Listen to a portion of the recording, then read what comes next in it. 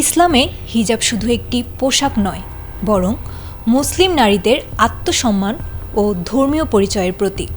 পবিত্র কোরআনেও পর্দা করার কথা উল্লেখ রয়েছে, যাতে নারীদের শালীনতা রক্ষা করা যায়।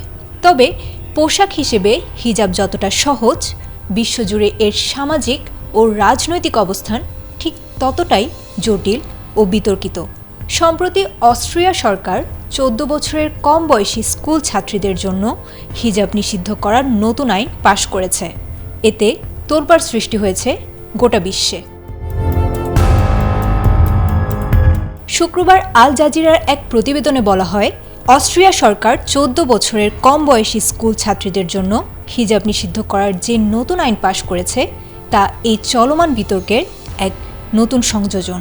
তবে এই বিষয়টি নিয়ে দেশ জুড়ে তুমুল বিতর্ক সৃষ্টি হয়েছে।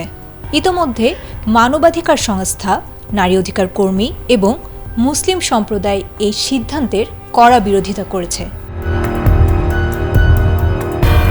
প্রশ্ন উঠছে, কেন এই নিষেধাজ্ঞা? দেশটির সরকার বলছে এটি শিশু কিশোরীদের স্বাধীনতা রক্ষার জন্য করা হয়েছে। রক্ষণশীল নেতৃত্বাধীন অস্ট্রিয়ান সরকারের উদ্যোগে চলতি বছরের শুরু থেকেই আইনটি প্রস্তাব আকারে আলোচনায় ছিল। নতুন এই আইন কোনোভাবেই স্বাধীনতা কমানোর উদ্দেশ্যে পাশ করা হয়নি, বরং মেয়েদের ব্যক্তিগত স্বাধীনতা রক্ষার অংশ হিসেবেই নিষেধাজ্ঞা আনা হয়েছে। নতুন আইনের বিধানে বলা হয়েছে, আগামী সেপ্টেম্বর থেকে শুরু হওয়া শিক্ষাবর্ষেই এই নিষেধাজ্ঞা কার্যকর হবে।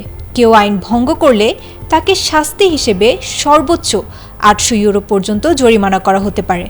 সেই সাথে নিষেধাজ্ঞা ভাঙলে শিক্ষার্থীকে স্কুল কর্তৃপক্ষ ও অভিভাবকদের সঙ্গে আলোচনা করতে হবে। এদিকে হিজাব নিষেধাজ্ঞার এই আইনের বিরোধিতা করছে দেশটির রাজনৈতিক দল গ্রিন পার্টি। তাদের মতে এটি সরাসরি সংবিধান বিরোধী। শুধু তাই নয়, দেশটির মানবাধিকার সংস্থাগুলোও অস্ট্রিয়া সরকারের এই আইনের বিরোধিতা করছে। এর আগেও 2019 সালে 10 বছরের কম বয়সী মেয়েদের হিজাব পরা নিষিদ্ধ করেছিল অস্ট্রিয়ার পিপলস পার্টির নেতৃত্বাধীন সরকার, কিন্তু দেশটির সাংবিধানিক আদালত তা বৈষম্যমূলক বলে বাতিল করে দেয়। তবে এবার আইনটি আরও সতর্কভাবে প্রণয়ন করা হলেও তা বাস্তবায়ন নিয়ে এখনও অনিশ্চয়তায় রয়েছেন দেশটির সরকার। Desk report, ATN Bangla.